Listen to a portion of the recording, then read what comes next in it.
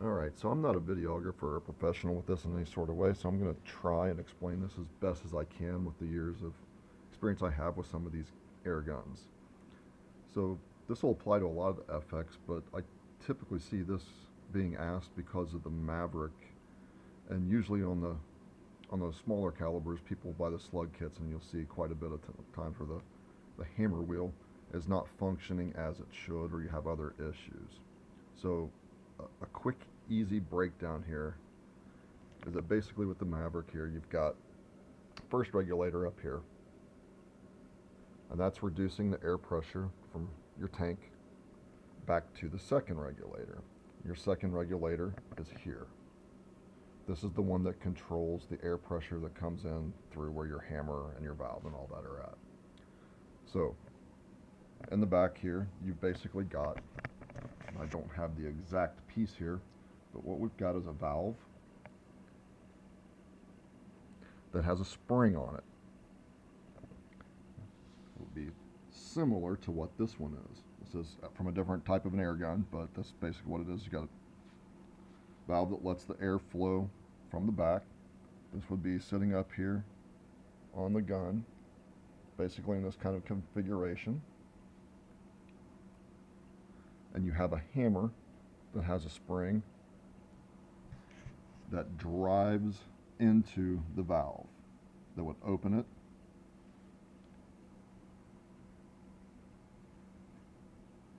And one might think that the spring actually is what pushes the valve closed, but in reality on these guns it is the air pressure itself that closes the valve more so than the spring. The spring just holds it shut at lower pressures, extremely low pressure, so that it'll seal up so you can fill the gun and have everything work.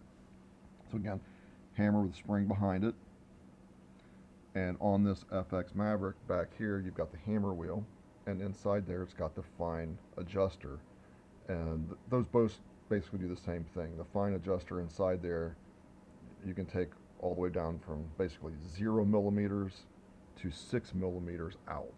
The further out, the more tension it puts on this spring, and thus the hammer. So if you've got this on hammer wheel 7, and the tension is all the way there, this is going to hit really hard here. So if you have a light pressure coming in, this is going to hit extremely hard. It's going to hammer back, and it's going to thump the hammer out of there, and it's going to close before enough air comes out. Now, alternatively, you can have way too much pressure, but typically if you've got your hammer wheel back here, which is this little guy, if that thing works in reverse, typically you are way out of tune with what you've got set up for pressure. So basically you're going to have to find the pressures that work and make that wheel work. Now for the 22s, you have a huge wide range of things that you can set these up to. But if that hammer wheel is working in reverse, basically you're overpowering the valve.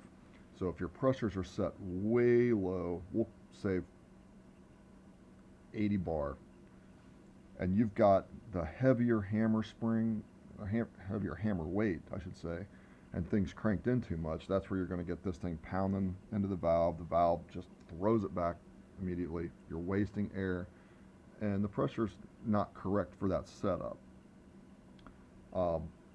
Typically with that, you can go one of two ways. You can either set your pressure much higher, and that's basically just going to be by adjusting the second regulator up until you get it so the power wheel, I should say, starts functioning correctly, and then you can work from there.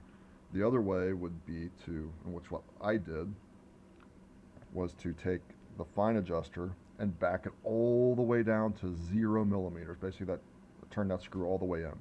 That's where my hammer wheel started to work properly.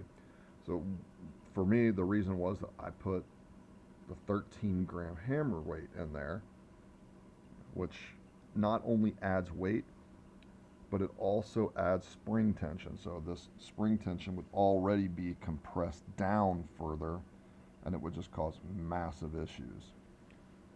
Now, in conjunction, you can do a little bit of both. I would say with a 30 cal, if you're trying to shoot consistent, you're probably going to have to, I'd say go 140 bar to 150 bar for a lot of those from what I'm seeing to get the slugs to shoot. With pellets, you should be able to drop it down significantly. But if you're not wanting to mess with the pressures from where they had them set, I would just take the fine adjuster, run it to 0, where they normally will tell you to set these things up to run.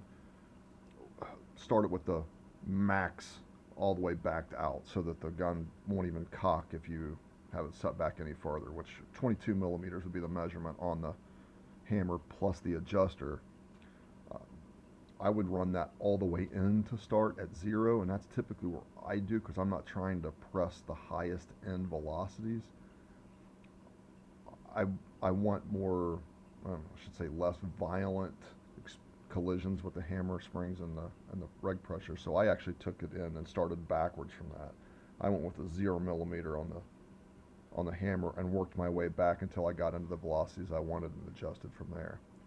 I'll hope that this helps, and I'll try to answer any other questions we've got here. Some of it's going to be specifics with the 30 cal that I don't have, but it should be pretty close in relation to the same as the 22 and the 25.